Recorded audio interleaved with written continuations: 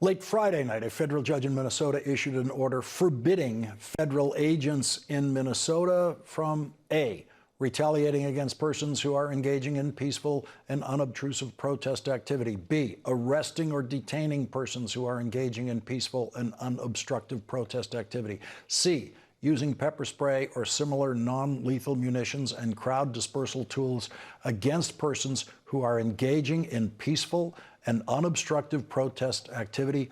D, stopping or detaining drivers and passengers in vehicles where there is no reasonable, articulable suspicion that they are forcibly obstructing or interfering with covered federal agents. Senator Sheldon Whitehouse is back with us. Senator, that federal judge's ruling and order really could change the situation in Minnesota. Yeah, it could. And I suspect if you look at the continued violent, incompetent, and unprofessional behavior of ICE out there, that order might very well be expanded. Coming fresh across the news now is the story of the mayor of St. Paul's family friend at home, and the agents burst into his home with weapons drawn. They drag him out into the Minnesota cold. They don't even pay the guy the courtesy of letting him put clothes on. He's wearing boxer shorts and Crocs.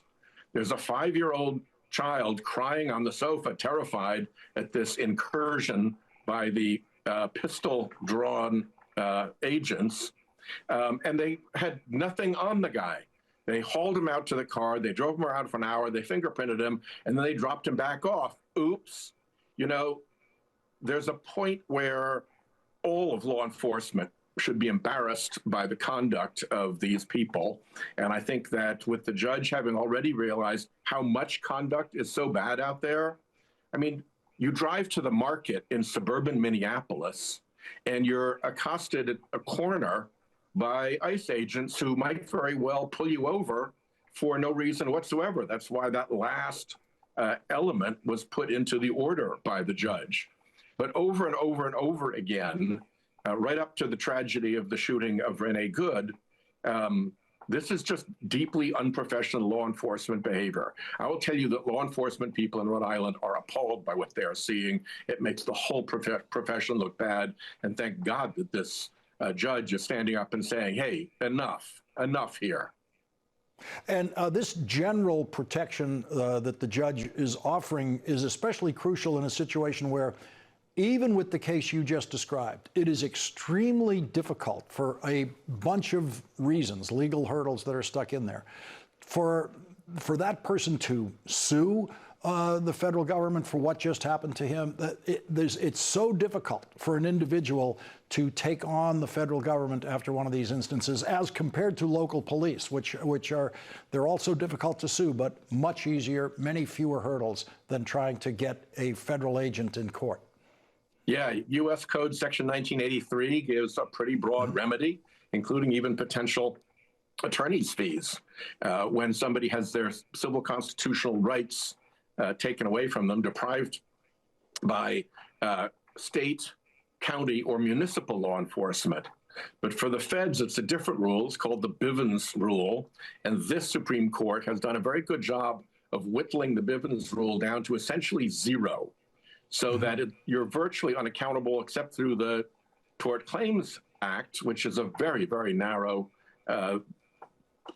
set of rights, and very little, like no punitive damages, no attorney's fees, no very limited scope of damages. So you get somebody like that, they're humiliated, they're disgraced, their family home has been invaded, they're terrified, but there's no physical harm to them. And so where do you go? You just have to live with it. And unfortunately, ordinarily, there would be consequences up the chain of command. Somebody at the top would say, okay, this agent's behavior was unacceptable. There'd be discipline. If really necessary, the DOJ Civil Rights Division would come in. But all of that has been stopped under Trump.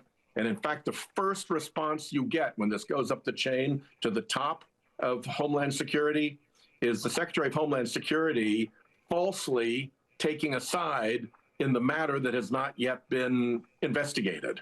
So from the very get-go, the first thing they do is cheat, essentially. Let's listen to what Trump administration officials said this weekend about the investigation or the non-investigation of the killing of Renee Good. We are following the exact same investigative and review process that we always have under ICE and under the Department of Homeland Security and within the administration. The exact same policy that the Biden administration used. So his actions are being reviewed. We haven't changed any of that. We investigate when it's appropriate to investigate. And that is not the case here. It wasn't the case when it happened, and it's not the case today. Senator, that sounds like no investigation. Yeah, and it also sounds like a complete hogwash. I mean, the fact of the matter is that when there is a fatal shooting by a federal agent, it is virtually standard practice, virtually uniform practice for the Civil Rights Division to go and take a look at that, in addition to the internal investigation by the department that employed the shooter. So 2 investigations, really. And in this case, at the top of the department investigation is somebody who's already predetermined the outcome of the investigation before she knew what on earth was going on. And the Civil Rights Division apparently has been told that there's nothing here to investigate, so don't investigate it. That isn't the way it has customarily worked in all of my experience. It is that it was essentially automatic for the Civil Rights Division to do a review. And if they had to open a more formal investigation and consider bringing charges, then they'd go on to that. But effectively, Kristi Noem, from the very get-go, saying that there's nothing to look at here when she doesn't know that to be the case, and Todd Blanche, the other guy you just showed, saying there's nothing to see here before the Civil Rights Division can do the proper investigation. This is the fix is in. And it just, you know, the United States government should not behave this way. Senator Sheldon Whitehouse, thank you very much for joining us tonight. Thank you. Coming up, Epstein survivors are now asking a federal judge to expedite the release of the Epstein files now that the Trump Justice Department is in violation of the law that was written by our next guest. Congressman Ro Khanna of the House Oversight Committee will join us next.